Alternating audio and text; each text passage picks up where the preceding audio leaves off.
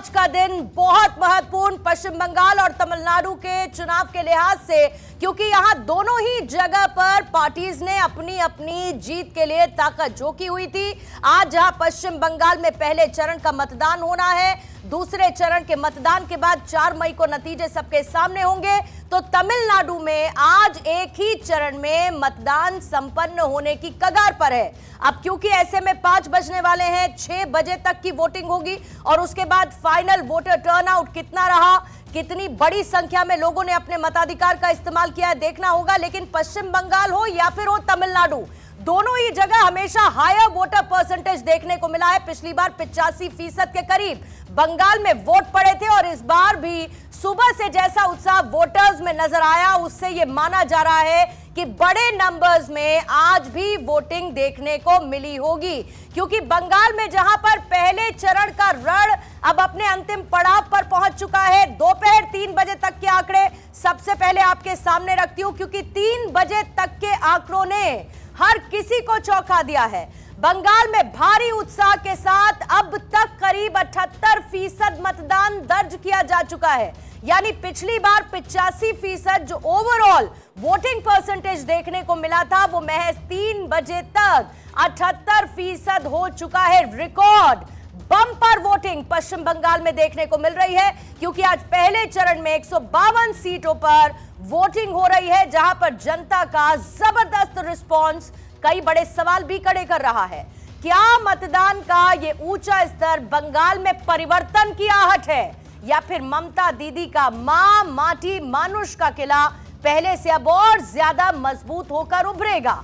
सीधी टक्कर पश्चिम बंगाल में बीजेपी और टीएमसी के बीच है, वहीं दूसरी तरफ कांग्रेस भी जोर आजमाइश कर रही है, लेकिन मजबूत स्थिति में नहीं। उधर ओवैसी की पार्टी एआईएमआईएम की मौजूदगी ने और हुमायूं कबीर की पार्टी ने मुस्लिम बाहुल इलाकों में वोटों में कैसा गठजोड़ लाया होगा, या कैसे वोट शिफ्ट हुए होंगे, या इन दोनों पार्टीज ने वोट काटे होंगे, यह आगे पता चलेगा। हालांकि बीजेपी इस बार बंगाल में कमल खिलाने के लिए पूरी ताकत झोंक चुकी है। आप याद करिए, गृह मंत्री अमित शाह ने सीधे ऐलान कर दिया था कि 15 दिन तक मैं पश्चिम बंगाल में रहने वाला हूं। ताबड़तोड़ रैलियां, चुनाव प्रचार, कैंडिडेट्स के लिए वोट मांगने और उसकी अपील करते हुए गृह मंत्री अमित शाह घुसपैठिए के मुद्दे से लेकर ये कहते हुए कि विकास की बयार पश्चिम बंगाल में लेकर आएंगे, घुसपैठियों को बाहर निकालेंगे, हिंसा को खत्म करेंगे, यूनिफॉर्म सिविल कोड लागू करने से लेकर सीए तक की बात गृह मंत्री अमित शाह ने की थी।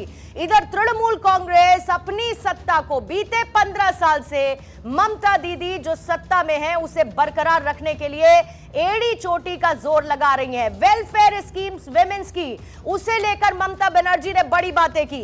एसआईआर का जमकर विरोध उनकी तरफ से किया गया। मां माटी मानुष की बात उन्होंने की और बाहरी का नैरेटिव सेट किया गया बीजेपी के लिए, बाहरी और अंदर के लोगों के वर्सेस। ये ममता बनर्जी ने एक लकीर खींची अपने चुनावी प्रचार के दौरान। 152 सीटों का यह मुकाबला तय करेगा बंगाल की सत्ता की चाबी किसके हाथ में जाने वाली है। जैसा कि मैंने पहले भी बताया कि 3 बजे तक 78% वोटिंग ने चुनावी एक्सपर्ट्स, चुनावी पंडित्स को यह सोचने पर मजबूर कर दिया है कि क्या यह बदलाव का वोट है या फिर यह भरोसे का है। और आज हम इसी पर मेहमानों के साथ खास बातचीत करेंगे, लेकिन उससे पहले जीत के दावे कैसे सुनाई पड़े इस सियासी शोर के बीच, जरा सुनिएगा। पहले तो मैं पूरा पोलिंग एजेंट के साथ बात कर लिया। मेरा क्षेत्र का सब पोलिंग एजेंट चला गया, पूरा जिला का भी मिल गया। एक में डिस्टर्ब था नॉर्थ कोंटाई में, वो भी क्लियर कर दिया। Sir, biggest festival of democracy है सर, कुछ अपील करना शांति शांति से होना चाहिए। अच्छा सर, एसआईआर, आखिरी सवाल, एसआईआर कितना बड़ा फैक्टर हो सकता है इस बार चुनाव? तो जब काउंटिंग होगा तो पता ही चलेगा जी किस तरीके से असर हुआ। जी death voter, fake voter, triple double entry और घुसपैठिया का नाम नहीं है, जी तो ममता बनर्जी को जीतने का कोई स्कोप भी नहीं है। तो देखिए, शुभेंदु अधिकारी ने जिस तरीके की शुरुआत की, पहले तो यह कहा कि पश्चिम बंगाल में हिंदू रो रहे हैं। उन्होंने ये कहा कि यह चुनाव हिंदुओं को बचाने का चुनाव है।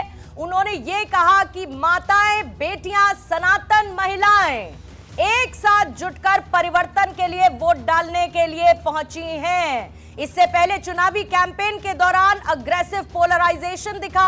आज कई जगह पर हिंसा की तस्वीरें भी देखने को मिली, जहां टीएमसी और हुमायूं कबीर के कार्यकर्ता आपस में भिड़ते हुए नजर आए। लेकिन चुनाव आयोग की तरफ से पूरी तैयारी चुनावों को लेकर की गई थी। शांतिपूर्ण चुनाव संपन्न हो। अभी भी पोलिंग बूथ के बाहर लंबी लंबी कतारें लगी हुई हैं और यह देखना होगा कि पहले चरण का पश्चिम बंगाल का चुनाव क्या अपने आप में वोटर परसेंटेज के लिहाज से एक रिकॉर्ड सेट करता है और इसके मायने क्या हैं।